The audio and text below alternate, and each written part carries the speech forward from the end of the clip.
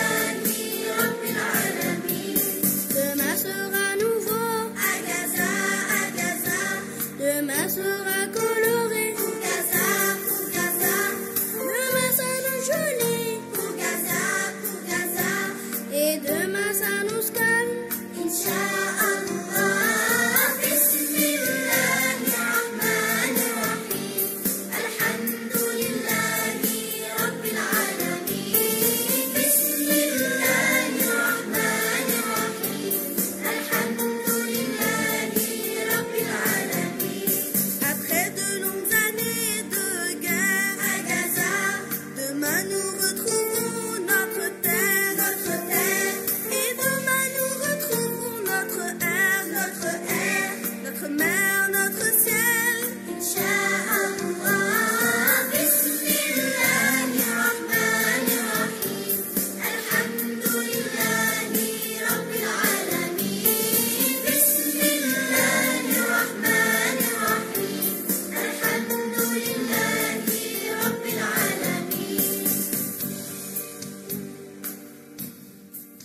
une fois de plus, c'est la chorale Risala, tous ces enfants qui chantent, ces petites filles qui chantent à Gaza.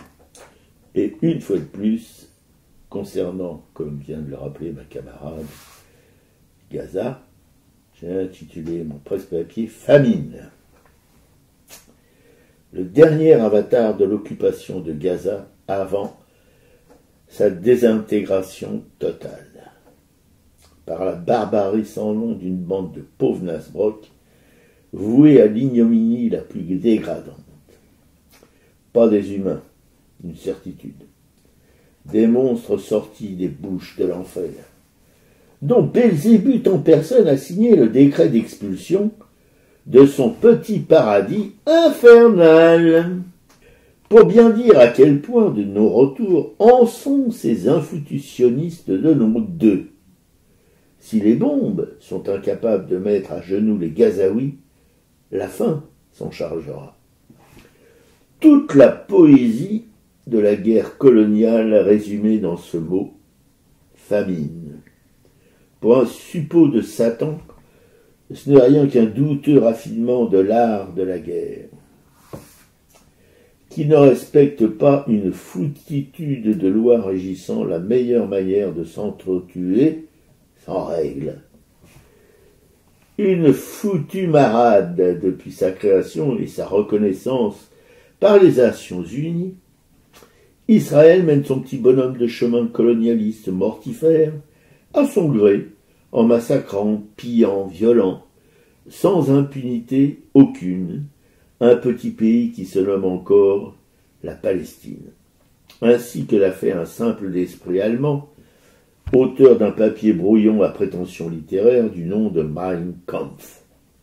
Les sionistes ont, eux aussi, produit ce genre de littérature qui décrit, au XIXe siècle, leur vision de l'avenir en occupant la Palestine. Comme Mein Kampf, tout le monde pouvait savoir ce qu'allait devenir ce fumeux projet, qui encore aujourd'hui font les étonnés qu'il se réalise. Font semblant, serait plus juste. Non, tout n'est pas faux dans le faux semblant. La mort ne fait jamais semblant. Et quand, malgré les moyens énormes mis à la dispo par les Amerlocs pour que les coloniaux israéliens puissent écraser sous les bombes les Gazaouis, on les prive en plus de nourriture, d'eau, de soins médicaux, et voilà le tour de jouer. Crever à cause du manque de bouffe ne ressemble pas à une fin de vie douce. Un calvaire atroce, pire peut-être que les bombes. J'essaye d'imaginer, car je n'ai pas encore reçu de bombe sur la gueule, ni tenté une grève de la faim. Alors mon imagination peut se brosser. La téloche sur le sujet, mais dans d'autres pays aussi, nous a refilé des images de peuples soumis à la famine, en Afrique tout particulièrement. Les médias télévisuels font dans la privation d'images au sujet de Gaza. Les journalistes sont tués avant qu'ils puissent filmer, et même si des images réussissent à sortir de l'enfer gazaoui, elles ne sont pas publiées.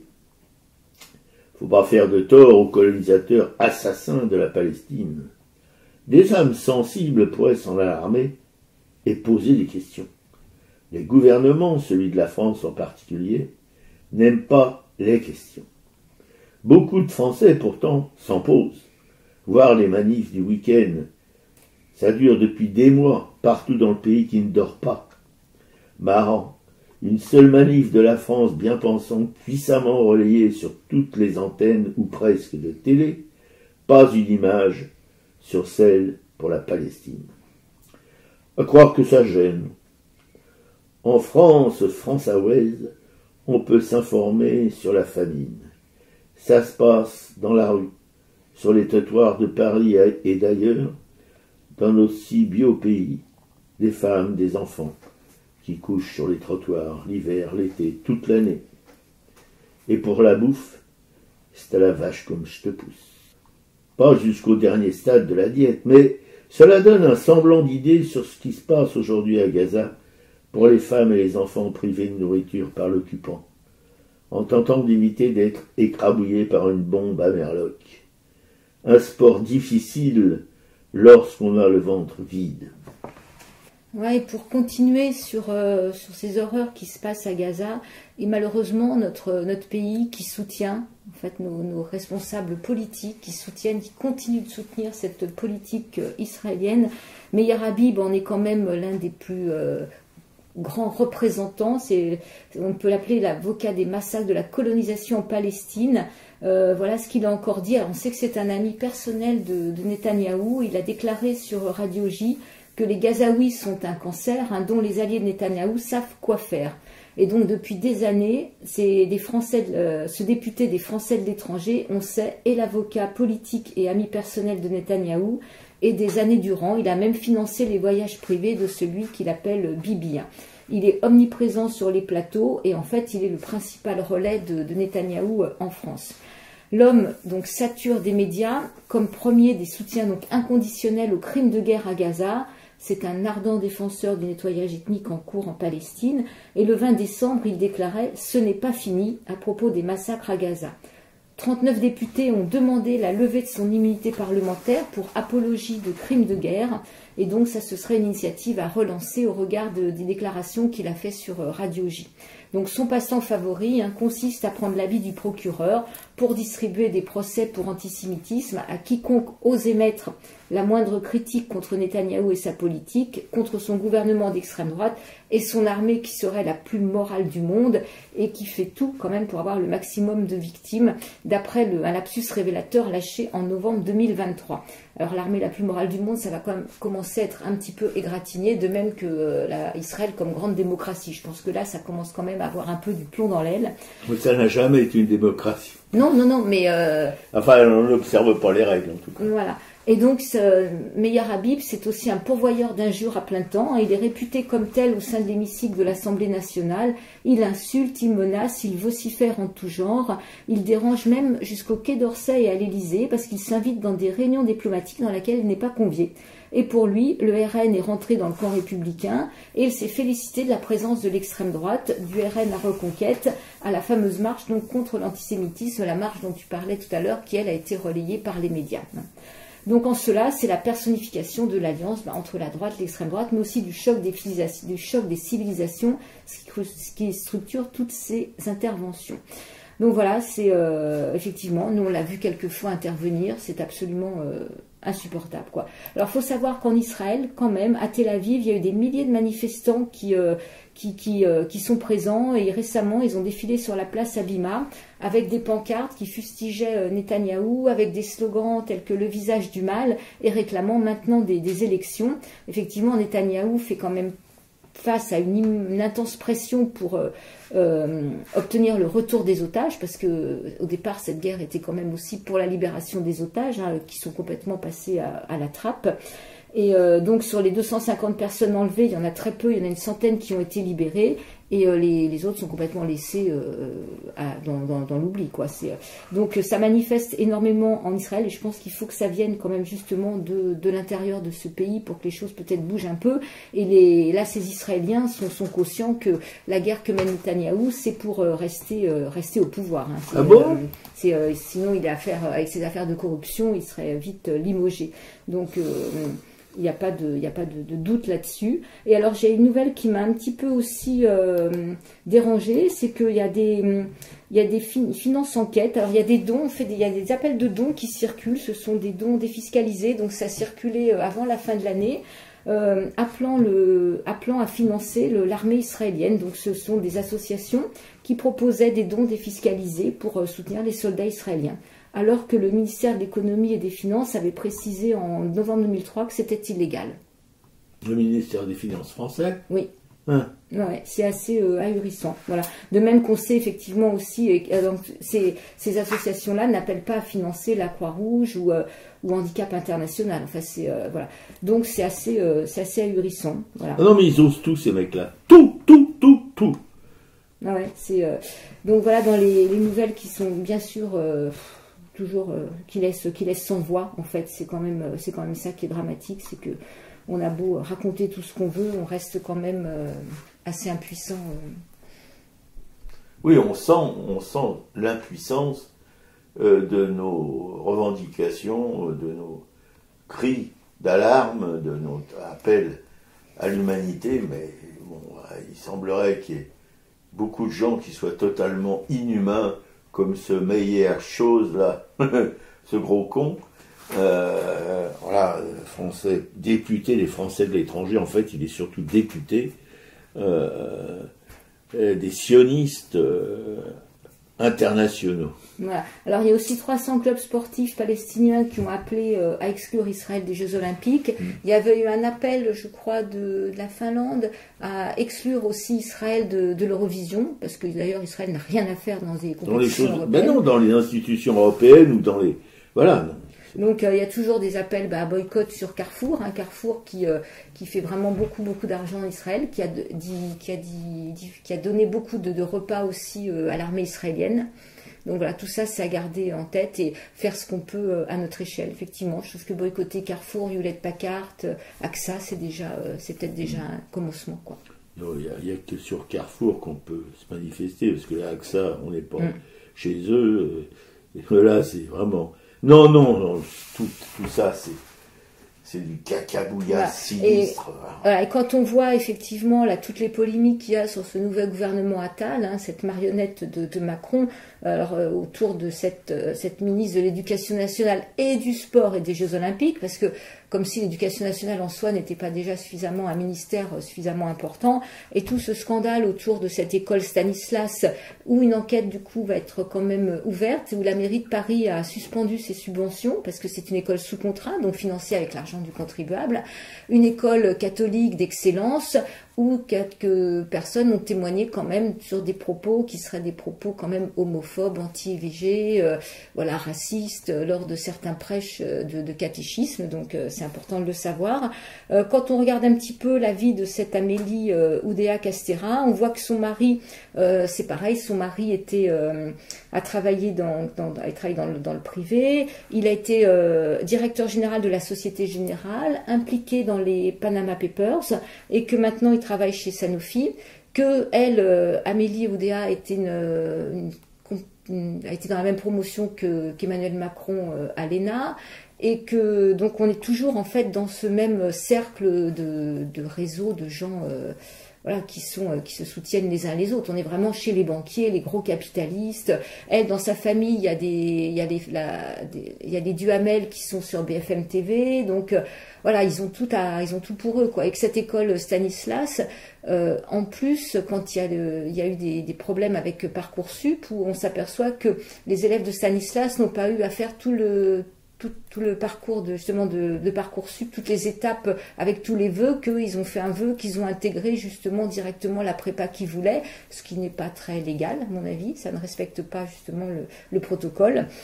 Donc voilà, c'est quand on a tout ça, bon, voilà, on sait que Rachida Dati est aussi mise en examen, donc on est quand même vraiment pour ces histoires avec Renaud et Gauchon. C'est pas Dati qui était aussi une...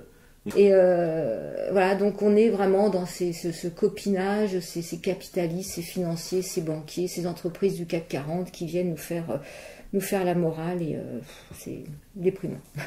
Oui, mais plus que déprimant. À mon avis, il n'y a rien qui a changé sous ce ciel magnifique aujourd'hui. Ça a toujours existé, ce genre de magouille sinistre et triste en même temps. Voilà, ce qu'il y a aujourd'hui... Il y a plus d'informations qui circulaient pas avant, voilà, c'est tout.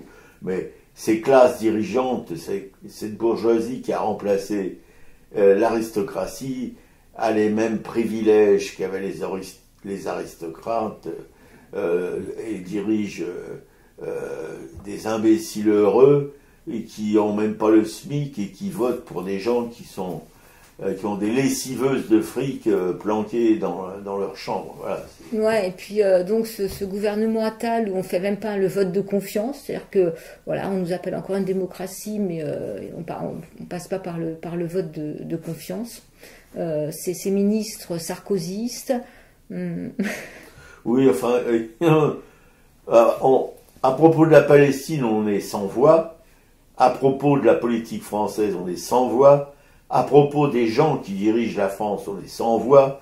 Voilà, on est complètement largué volontairement par cette cette classe bourgeoise française qui est la plus conne du monde. Et puis c'est cette loi immigration qui va plonger 30 000 enfants dans la pauvreté, priver de droits des familles entières. Donc il y avait une manifestation hier à Paris entre le Trocadéro et les Invalides. Oui, non, mais on est là encore, et là toujours, et pour longtemps encore, dans cette crasse bourgeoise, voilà, qui salit tout, qui pourrit tout, et qui s'attaque surtout, c'est ça qui est impardonnable, aux plus faibles des plus faibles. Qu'est-ce qui est plus faible qu'un immigré en France aujourd'hui? Il n'y a pas. Même le sans domicile fixe qui erre dans les rues de Paris, qui couche sur les bouses du métro, il a encore quelqu'un en dessous de lui, c'est l'immigré. Voilà. Et ces immigrés, alors cette droite qui compte pas son fric pour bouffer, pour aller en vacances d'hiver, faire du ski, etc., etc., ces gens-là, eux, ils ont aucun problème de fric. Mais leur ennemi préféré, c'est les sans-papiers, les immigrés, etc., etc.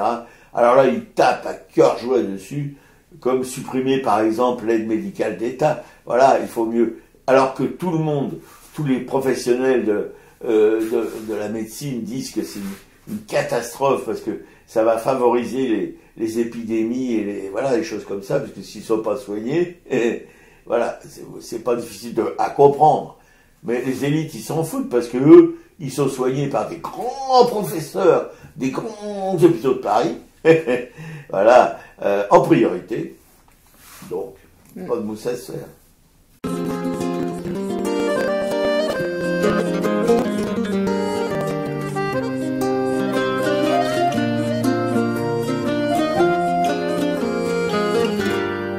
S'il est écrit quelque part que je dois mourir, il vous appartiendra de vivre pour raconter mon histoire, pour vendre ces choses qui m'appartiennent et acheter une étoffe et des ficelles. Faites en sorte qu'elles soient bien blanches, avec une longue traîne, afin qu'un enfant quelque part à Gaza, fixant le paradis dans les yeux, dans l'attente de son père, partit subitement sans avoir fait d'adieu à personne, pas même à sa chair, pas même à son âme, pour qu'un enfant quelque part à Gaza puisse voir ce cerf-volant, mon cerf-volant à moi, que vous aurez façonné, qui volera là-haut, bien haut, et que l'enfant puisse un instant penser qu'il s'agit là d'un ange, revenu lui apporter de l'amour. S'il était écrit que je dois mourir, alors que ma mort apporte l'espoir, que ma mort devienne une histoire.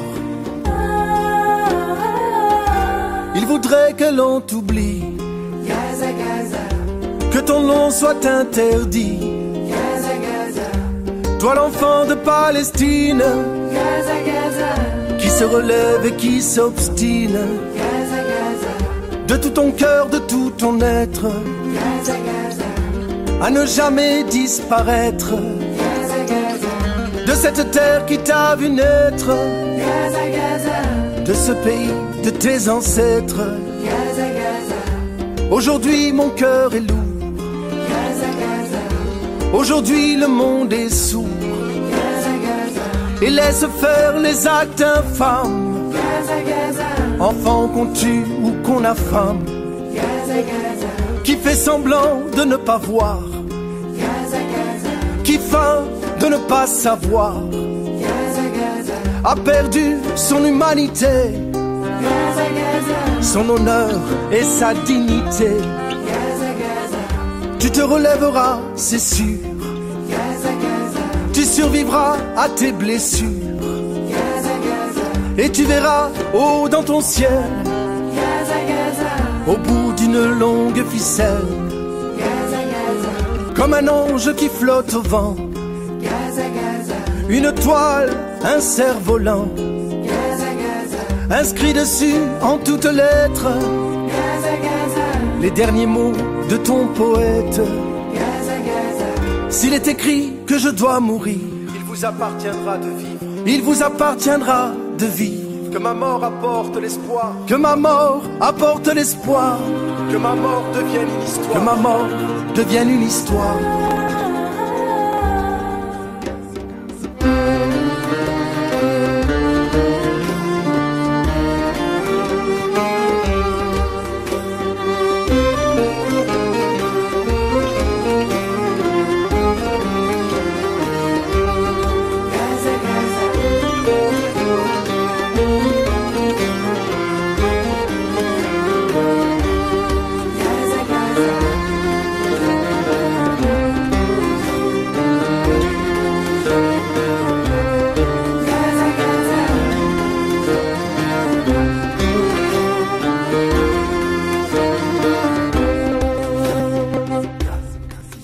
Gaza, Gaza. Gaza, Gaza. Voilà, c'est une chanson d'Ashka qui s'appelle Si je dois mourir, qui était le titre d'un poème d'un poète palestinien assassiné par l'armée israélienne récemment, qui s'appelait Refat Al-Harir.